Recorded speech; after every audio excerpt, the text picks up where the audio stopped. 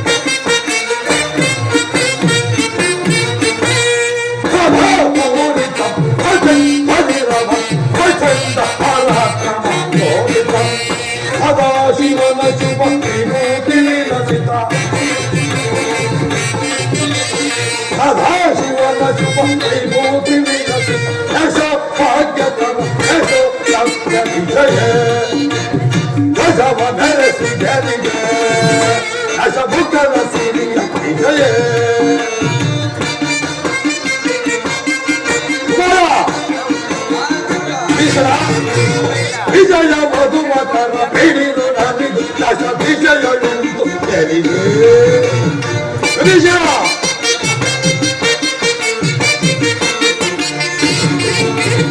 ವಿಜಯ ಮಧುಮಕರ ಬೇಡಿರು ನಮಿದು ದಶ ವಿಜಯಯುಂಟು ತೆರಿಗೆ ಅಖಿಲ ಲೋಕ ಸಮಾನರಹಿತ ವಿಜಯ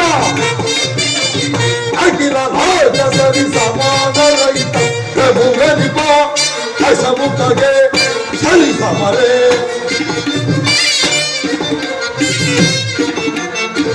ಪ್ರಭು ಗರಿಪ ದಶಮುಖಗೆ ಸರಿ ಸಮರೆ ಪ್ರಭು ವೆನಿಪ ದಶಮುಖಗೆ ಸರಿ ಸಮರೆ ಪ್ರಭು ವೆನಿಪ ದಶಮುಖಗೆ ಸರಿ ಸಮರೆ ವಿಜಯ ಭಜವ ಮೆರೆಸಿ ಗೆಲಿಗೆ ದಶಮುಖನ ಸಿರಿಯ ವಿಜಯ ದಶಮುಖನ ಸಿರಿಯ ವಿಜಯ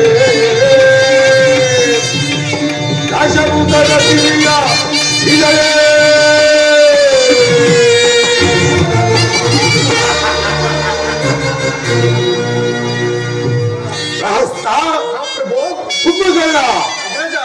ವಿಭೀಷಣ ಅಗ್ರಜ ಕುಮಾರ ಇಂದ್ರಜಿತು ಜನಕ ಮತ್ತು ಮಂತ್ರಿ ಮಹೋದಯರೇ ನವಬ್ರಹ್ಮದ ಪರಾದ ಪೌರಸ್ತ್ಯ ಬ್ರಹ್ಮನ ಮೊಮ್ಮಗನು ಕೈಕಸಾದೇವಿಯ ಗರ್ಭ ಸಂಜಾತ ವೈಶ್ವವಸುವಿನ ಸುಪುತ್ರನು ವಿಶ್ವದಾಳ್ಯ ಅಂಕಿತ ಅಪ್ಪವಿದ ವೀರನು ಅಳಕಾವತಿ ನಗರವನ್ನೇ ನಾಚಿಸುವಂತಹ ಸಂಪತ್ ಸೌಭಾಗ್ಯದಿಂದ ಕೋರಿ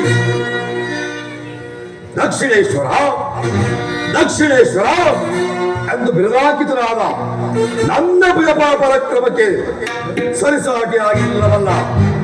ವೀರನು ಧೀರನು ಈ ತ್ರಿಮೂರದಲ್ಲಿ ಅವನಿರುವನು ಪ್ರಹಸ್ತ ಹಾಗೂ ಧೀರನ ಭೀಕರ ಸುರವರ ಕಂಠೀಶ್ವರ ವೀರ ಧೀರನ ಭೀಕರ ಕಂಠೀಶ್ವರ ಧೀರತ ಸುಖದಿ ಕುರಿತ ಫಲದಿ ನರೇಂದ್ರನಿಗೆ ಜಯ ಜಯ ನರೇಂದ್ರನಿಗೆ ಜಯ ಜಯ ನರೇಂದ್ರನಿಗೆ ಜಯ ಜಯ ಪರಶಿವನಿಂದ ಹೊರವ ಮಾಡದ ನಂತ ಈಶ್ವರ ಪರಶಿವನಿಂದ ಆರೋಪಣದ ಲಂಕ ಈಶ್ವರ ಇರುತ್ತ ಸುಖದಿ ಕುರಿತ ಬಲದಿ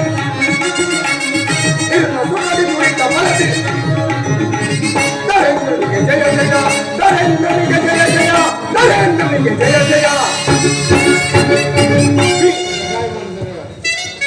ನಿಜ ಪ್ರಭು ನಿಜ, ನಿನಗೆ ಸರಿಸಾಟಿಯಾದ 14 ಲೋಕದಲ್ಲಿ ಯಾರು ಇಲ್ಲ. ನಿನ್ನ ಹೆಸರು ಕೇಳಿದ ಮಾತ್ರದಿಂದಲೇ ಯಕ್ಷ ಗರುಡ ಗಂಧರ್ವ ಕಿನ್ನರ ಕಿಂಪುರುಷರಾದಿಗಳು ತರಹರಿಸಿ ನಡುಗುವರು. ರಾಜಮಾತೆಯಾದ ಕೈಕಾಸದೇವಿಯ ಪುತ್ರರಾಗಿ ಜನಿಸಿ ಅಜಾತ ಶತ್ರುವಾದ ಹರ್ಯ ಉದರವನ್ನು ಹರಿದು ಅಜರಾಗಬೇಕೆಂದ ಕುತೂಹಲದಿಂದ ಪಾತಾಳವನ್ನು ಹೋಗ್ತಾ ಚಕ್ರವರ್ತಿಯನ್ನು ಹಿಡಿಯಲು ಹೋದ ಮಿತ್ರ ಪ್ರಕ್ರಮಶಾಲಿ ಪ್ರಭು ನೀವಲ್ಲವೇ? ಸಾಕು ಸಾಕು, ಹೊಗಳಿ ನಮ್ಮ ಅಗ್ರಜನನ್ನು ಉನ್ನಶೂಲಕ್ಕೇರಿಸಲು ಪ್ರಯತ್ನಿಸಬೇಡ. ನಿಮ್ಮಂಥವರ ಹೊಗಳಿಕೆಯಿಂದಲೇ ಮತಿಗೆಟ್ಟು ಶಕ್ತಿ ಸಾಮರ್ಥ್ಯಗಳಿರುವುದೆಂದು ತಿಳಿದು ಅಶ್ವಿನಿ ದೇವತೆಗಳಿಂದ ಅಶುಭವನ್ನು ಹೊಂದಿ ನಿರ್ಮಲ ಭಾವದವರಾದ ಗಗನಸಖಿಯರ ಸ್ಪರ್ಶ ಮಾಡಿ ಕಡೆಯಲ್ಲಿ ವೇದವತೆಯ ಶಾಪಕ್ಕೆ ಗುರಿಯಾದವರು ಈ ನಮ್ಮ ಅಗ್ರಜ.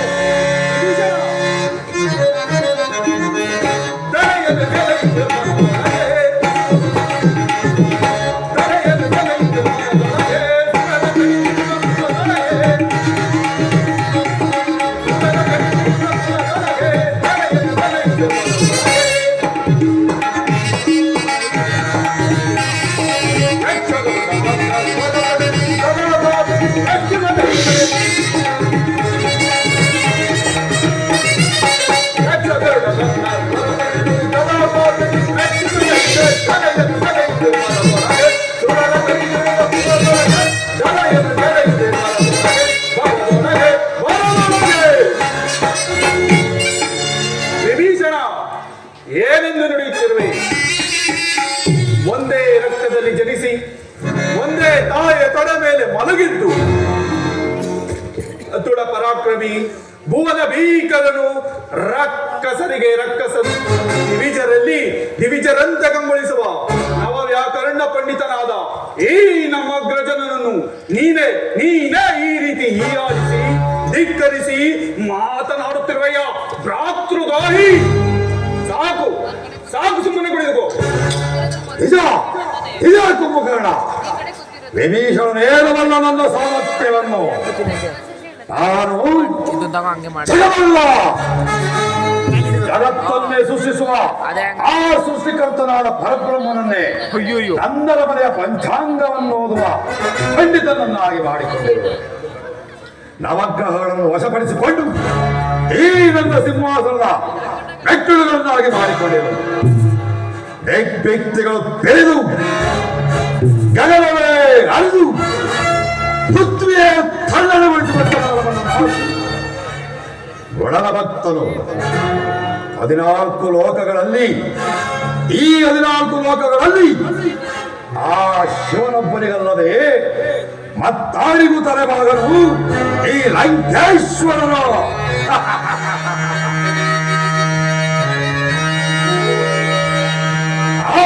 ಸ್ವರೂಪರು ನರ್ತಿಸುವ ಸಮಯದೋ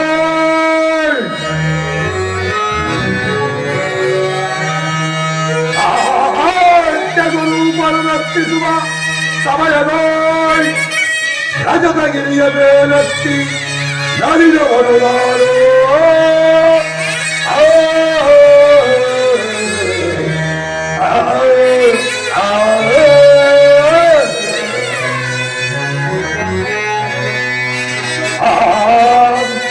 ಶಿವನೇ ಮುಕ್ಕರಿಸಿ ಮುಕ್ಕಣ್ಣ ಶಿವನೇ ಮುಕ್ಕರಿಸಿ ನಿಜ ಭಕ್ತನಾದ ನನ್ನ ನೋಡಿ ಕರುಣಿಸಿ ಹೊರಬಿತ್ತು ಭೂಜಗದ ನೋಡಿ ಅಚ್ಚರಿಪಡುವಂತ ಮಾಡಿದ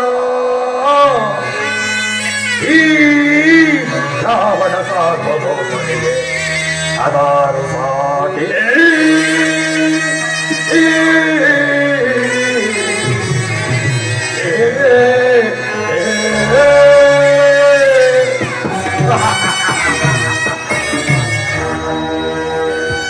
ಅಡಿಟ್ಟರೆ ಎಡಬಹುದು ಭೂಮಿ, ತಲ ಎತ್ತರ ಬೆದರುವುದು ಬಾಳು, ಕೈ ಎತ್ತರ ಬೆದರುವುದು ಸೃಷ್ಟಿ. ಇಂತಹ ನನಗೆ ಸಾಮಾನ್ಯ ಸ್ತ್ರೀಯಾದ ವೇದವತಿಯ ಶಾಪ.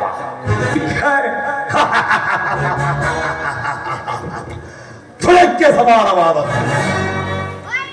ಶಿವ ಎಂಬ ಅಕ್ಷರಗಳಿಂದಲೇ ದೋಷ ನಿವಾರಣೆ ಮಾಡಿಕೊಳ್ಳಬಲ್ಲ ನಾನು ಆ ಕಬರ್ತಿನಿಯನ್ನು ಪಂಚಭೂತಿಗಳಿಗೆ ಒಡೆಯಾದ ಪರಶಿವನನ್ನು ಮೃತ್ಯುಂಜಯನನ್ನು ಆರಾಧಿಸಿ ನವವ್ಯಾಕರಣ ಪಂಡಿತನೆಂಬ ಬಿರುದು ಅಂಕಿತನು ನಾನು. ಮಹಾಪ್ರಭು, ನಿಮ್ಮ ನುಡಿ ಏಡಿಯಾದವನಿಗೂ ಧೀರತ್ವವನ್ನು ತರುತ್ತದೆ. ಅದ್ಯಾವ ಜನ್ಮದ ದೈವಫಲವೋ ನಿಮ್ಮಂತವರ ಬಳಿ ನಾ ಮುಖ್ಯಮಂತ್ರಿ ಆದದಕ್ಕೆ ನನ್ನ ಜನ್ಮ ಸಾರ್ಥಕವಾಗಿತ್ತು. ನಿಜ ನಿಜ ಕಟುಬಟ ವೀರ ಸಿಂಹರೆಂದೆನಿಸಿ ತ್ರಿಜಗದೋಳ್ ಈ ರಾವಣ ಕುಂಭಕರ್ಣರೆಂಬ ಅಸುರ ಸಹೋದರರು ಸಿಡಿದೆದ್ದು ನಿಂತರೆ ತರೆಯುಳಿಯುವುದೇ ಶತ್ರುಗಳ ಎದುರಾಗುವರೇ. ಆಜ ಹರಿ ಇಂದ್ರಾದಿ ದೇವತೆಗಳೇ ನಮ್ಮ ನೋಡಿ ಗಡಗಡನೆ ನಡುಗುವರು. ಹೀಗಿರುವಲ್ಲಿ ಅವಿತ್ತಮ ಪರಾಕ್ರಮಶಾಲಿಯಾದ ಈ ನಮ್ಮ ಅಗ್ರಜನ ಸಾಧನೆಯು ಸಾಮಾನ್ಯವಾದದ್ದೇ.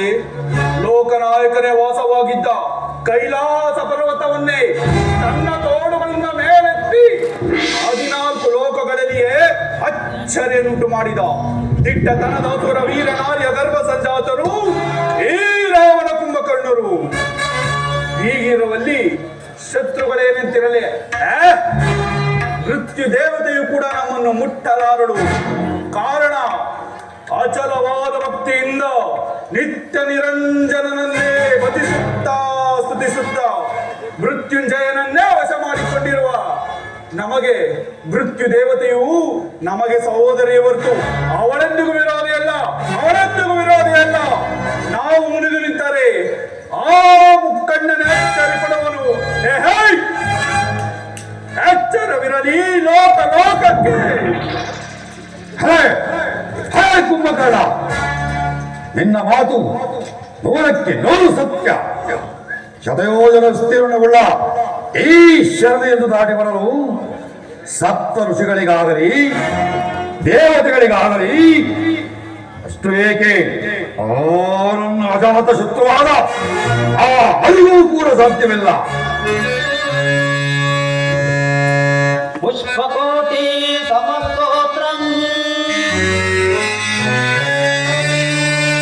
ಸ್ತೋತ್ರ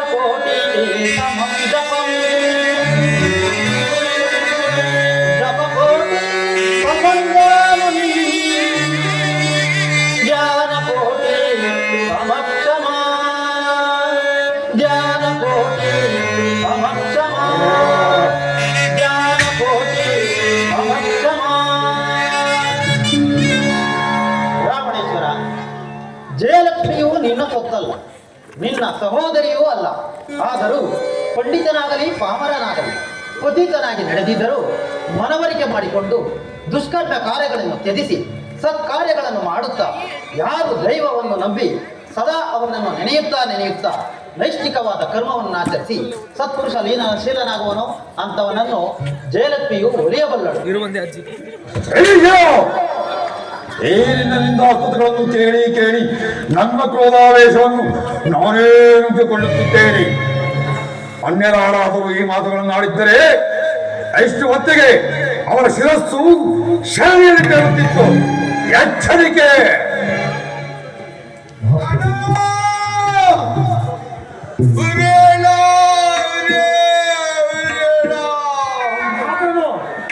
ರಾಜ, ನಮ್ಮ ತಂಗಿಯಾದ ಶೂರ್ಪನಖ ದೇವಿಯನ್ನು ರೋಧಿಸುತ್ತಾ ಬರುತ್ತಿರುವರು. ಏನು ಶೂರ್ಪನಖಿಯು ರೋಧಿಸುತ್ತಾ ಬರುತ್ತಿರುವಳೆ? ಹೌದು ಮಹಾಪ್ರಭು. ಅವಳನ್ನು ಬಹು ಮರ್ಯಾದೆಯಿಂದ ಕರೆದುಕೊಂಡು ಬರಬಾರ.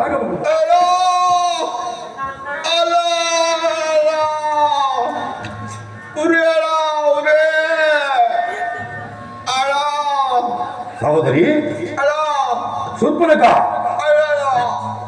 ಏನಿನ್ನ ದುರ್ದವಸ್ಥೆ? ಈ ನಿನ್ನ ಅವಸ್ಥೆಗೆ ಕಾರಣರಾದವರಾರು?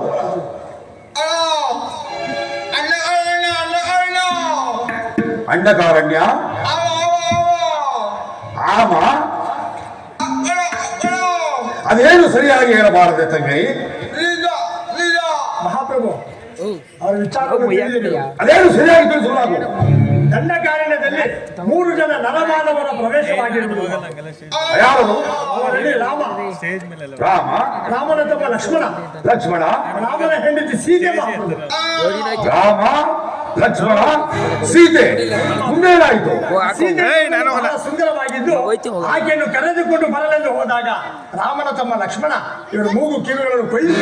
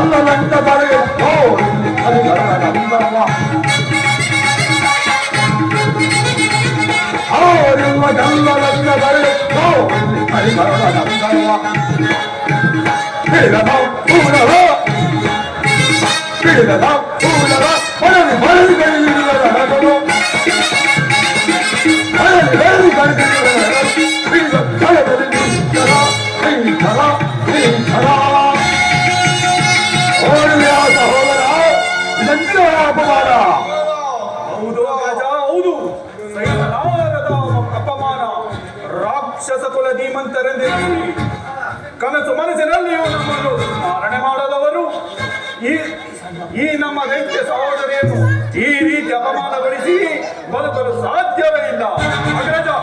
ಅಗ್ರಜ ನಡೆ, ಪರಿವಾರದ ಸಮೇತವಾಗಿ ಹೋಗಿ ಅವರನ್ನು ಧ್ವಂಸ ಮಾಡಿಬಿಡೋಣ. ಶಾಂತಿ ಕುಂಭಕರ್ಣ, ಸೋದರಿಯಾದ ಮಾತ್ರಕ್ಕೆ ಅವಳ ಮಾತು ಪರಿಗ್ರಹವಲ್ಲ. ಶೂರ್ಪನಖ, ನಿನ್ನನ್ನು ಅವರು ಸುಮ್ಮನೆ ದಾಚಿಗೊಳಿಸಿದರೆ ನಾನು ನಂಬಲಾರೆ. ನೀನು ಏನು ಸ್ವೇಚ್ಛೆಯಾಗಿ ವರ್ತಿಸಬೇಕು. ಹೇಳುವುದಿದ್ದೇನು? ನಮ್ಮ ಎಲ್ಲೇ ಆದ ದಂಡಕಾರಣಕ್ಕೆ ಅಕ್ರಮವಾಗಿ ಪ್ರವೇಶಿಸುತ್ತಲ್ಲದೆ ನಮ್ಮನ್ನೇ ಅಪಮಾನಿಸಿಗೊಳಿಸಿದರೆಂದರೆ ಅವರಿನ್ನೆಂತಹ ಸಾಧನೆಗಳಾಗಿರಬೇಕು.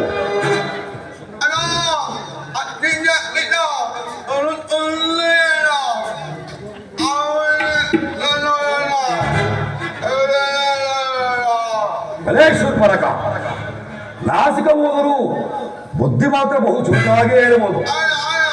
ನೀನಿನ್ನು ಅಂತಃಪುರಕ್ಕೆ ಹೋಗಿ ಔಷಧೋಪಚಾರಗಳನ್ನು ಮಾಡಿಸಿಕೋ. ಅಗ್ರಾಕ್ಷ, ಜಾಗೃತಿಯಾಗಿ ಸಹೋದರಿಯನ್ನು ಅಂತಃಪುರಕ್ಕೆ ಬಿಟ್ಟು ಬರುವರಾಗ. ಅಗ್ರಾಕ್ಷ, ಹಾಗೆ ಮಾವನಾದ ಮಾರೀಚರನ್ನು ಕರೆದುಕೊಂಡು ಬಾ. ಆಗಬಹುದು. ಶಂಭೋ ಮಹಾದೇವ ಮಹಾದೇವ. ಬಾ ಮಾವ ಬಾ. ರಾವಣೇಂದ್ರ, ನನ್ನನ್ನು ಇಷ್ಟೊಂದು ತ್ವರಿತವಾಗಿ ಬರಹೇಳಲು ಕಾರಣವೇನು?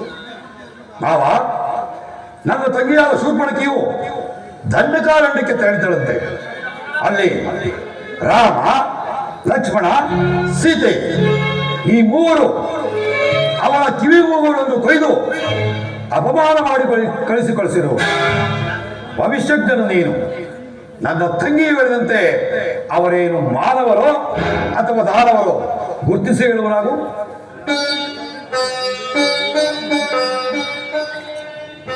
ರಾವಣೇಂದ್ರ, ದಾನವ ಸಂಹಾರಕ್ಕಾಗಿ ಮಾನವರಾಗಿ ಅವತರಿಸಿದೆ. ಅಸತ್ಯವನ್ನು ನುಡಿಯುತ್ತಿರುವೆ. ನಾನು ಹೇಳುತ್ತಿರುವುದೇ ಸತ್ಯ. ಅಸತ್ಯವನ್ನು ನುಡಿಯುತ್ತಿರುವೆ. ನಾನು ಹೇಳುತ್ತಿರುವುದೇ ಸತ್ಯ. ಈ ರಾವಣ ಸಮಸ್ವರದಲ್ಲಿ ನಿಂತು ಸಮಸ್ವರದಿಂದ ನುಡಿಯುವುದನ್ನು ಎಲ್ಲಿಂದ ಕಲಿತೆ? ವಿಭೀಷಣ, ಈತನ ಕಂಕುಳಲ್ಲಿರುವ ತಾಳೆಗಳನ್ನು ಕಿತ್ತು ಸಮುದ್ರಕ್ಕೆ ಬಿಸಾಡುವನಾಗಿ. ರಾವಣೇಶ್ವರ, ಶಾಂತನಾಗು. ಈ ಲಂಕಾ ರಾಜ್ಯದಲ್ಲಿ ಭವಿಷ್ಯವನ್ನು ಹೇಳುವವನೆಂದರೆ ಈ ಮಾರೀಚನೊಬ್ಬನೇ. ಈ ಗುರುನಿಂದಲೇ ನನ್ನಿಂದ ಸಾಧ್ಯವಿಲ್ಲ ಸಹೋದರ. ನೆಲ್ಲು ಮಾವ. ಮಾವ ಅವ್ರ ಕೆರಡೆ ಹಿಡಿದ್ರು. ಮಾವ, ರಾವಣೇಂದ್ರ, ನೀನು ಪ್ರಜೆ, ನಾನು ಪ್ರಭು. ನೀನು ಆಶ್ರಿತನು, ಆಂಗಲ್ ಚೇಂಜ್ ಆಗುತ್ತೆ. ನಾನು ಆಶ್ರಯದ.